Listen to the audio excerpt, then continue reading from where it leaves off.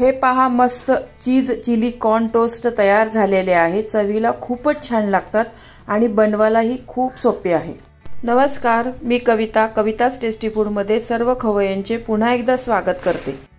आज आपण लहान मुलांपासून मोठ्यांपर्यंत सर्वांनाच आवडणारे चीज चिली कॉर्न टोस्ट सोप्या पद्धतीने घरच्या बेसिक साहित्यांपासून कसे करायचे ते पाहणार आहोत। रेसिपी नेहमीप्रमाणे खूप साधी आणि सोपी आहे। मुलांना मधल्या वेळात किंवा शाळेतून आल्यावर काहीतरी चटपटीत खायचे असते, तर हे सँडविच टोस्ट तुम्ही त्यांना 5 ते 10 मिनिटात तयार करून देऊ शकतात। या टोस्टचे जे सारण आहे ते करून तुम्ही फ्रीजमध्ये 2 ते 3 दिवस ठेवले तरीही खराब होत नाही, चांगले राहते। हे सँडविच टोस्ट करण्यासाठी ओव्हनची गरज नाही, घरच्या तव्यावरच खूप छान बनतात। सध्या बाजारामध्ये खूप छान स्वीट कॉर्न मिळत आहे। मक्याच्या भरपूर रेसिपी मी आपल्या चॅनलवर अपलोड केलेल्या आहेत, त्यांच्या प्लेलिस्टची लिंक कमेंट बॉक्समध्ये दिलेली आहे। हे कॉर्न टोस्ट तुम्ही एकदा तरी नक्की करून पहा, तुमच्या घरात लहान मोठ्यांना सर्वांनाच खूप आवडतील। रेसिपी नेहमीप्रमाणे भरपूर टिप्ससह तुमच्याबरोबर शेअर केलेली आहे। चला तर हे चटपटीत कॉर्न टोस्ट कसे करायचे ते पाहूया। या चॅनलला अजून सबस्क्राइब केले नसेल तर जरूर सबस्क्राइब करा, ते निशुल्क आहे। यासाठी लागणारे साहित्य इथे मी 5 ब्राउन ब्रेड घेतलेले आहे। तुम्ही व्हाईट ब्रेड पण इथे घेऊ शकता। बॉईल केलेला मका घेतलेला आहे, शिमला मिर्च 1, मोझरेला चीज, इथे मोझरेला चीज घेतलेला आहे। तुम्ही साधा नॉर्मल जे चीज असतं ना तेही घेतलं तरी चालेल। लसूण, कोथिंबीर, 2 चमचे बटर घेतलेला आहे, हिरवी मिरची, मीठ, काळे मिरी पावडर, चिली फ्लेक्स आणि ओरेगानो।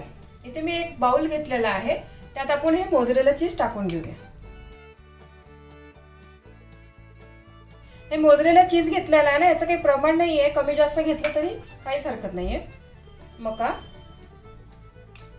शिमला मिर्च, इथे मी शिमला मिर्च घेतली आहे, तुम्ही गाजर पण किसून टाकला ना तरी चालेल, तेवढंच आपल्या मुलांच्या पोटात जाईल। मग लसूण, हिरवी मिरची, ही माझी हिरवी मिरची जास्त तिखट नाहीये म्हणून मी थोडी जास्त घेतलेली आहे। तिखट असेल तर एकच घ्या तुम्ही मिरची।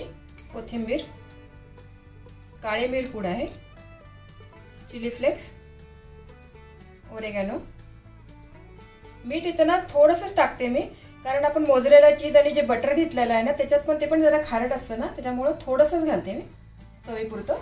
आणि 2 चमचे बटर। आपण आता हे सर्व साहित्य आहे ना सर्व मिक्स करून घेऊया।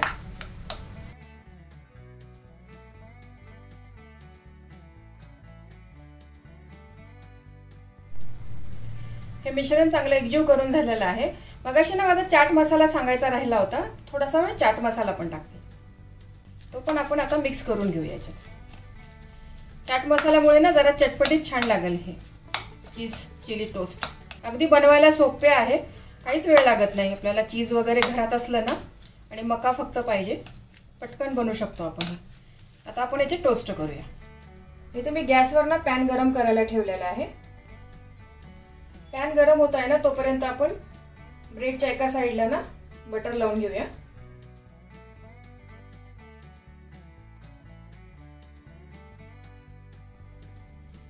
पॅन आपला गरम झालेला आहे, आपण ना जी बटर लावलेली साइड आहे ना ती खाली ठेवून हे ना थोडंसं 1 मिनिट फक्त भाजून घेऊया।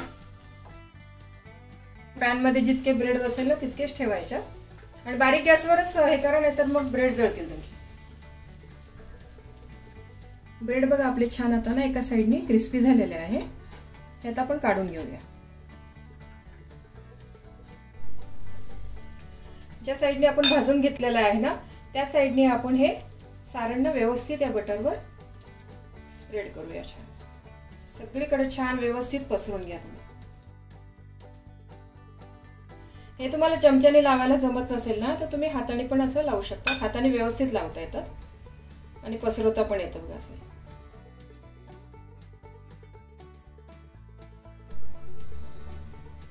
हे सर्व लावून झालेलं आहे, वरनं पण मी ना थोडंसं चीज टाकते याच्यावर, म्हणजे आणखी छान लागेल हे।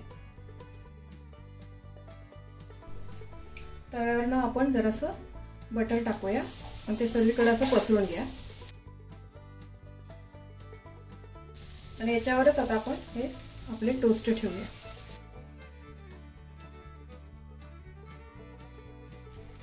आणि याच्यावर आपण आता झाकण ठेवूया. 3 ते 4 मिनिटं ना आपण टोस्ट करूया, चांगले हे कडक होईपर्यंत. आणि गॅस ना बारीकच राहू द्या. तुम्ही मोठा केला ना तर मग जळतील तुमचे टोस्ट. हे पहा आपले 4 मिनिटं झालेले आहे. वा, मस्त आपले चिली टोस्ट झाले आहे बघा, किती सुंदर झाले आहे. पूर्ण चीज पण छान मेल्ट झालेलं आहे बघा, आणि खाल्लं पण मस्त खरपूस झालेलं आहे बघा.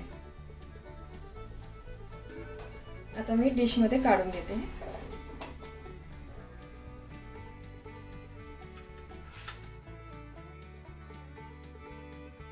याच प्रकारे आपण बाकीचे पण उरलेले आहे ना ते पण करून घेऊ. हे पहा आपले मस्त चीज चिली कॉर्न टोस्ट तयार झालेले आहे.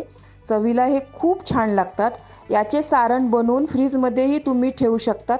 जेव्हा हवे असेल तेव्हा आपण हे टोस्ट बनवू शकतो. हे टोस्ट लहान मुलांनाच नाही तरी मोठ्यांनाही नक्की आवडेल. तुम्ही ही रेसिपी नक्की घरी करून पहा.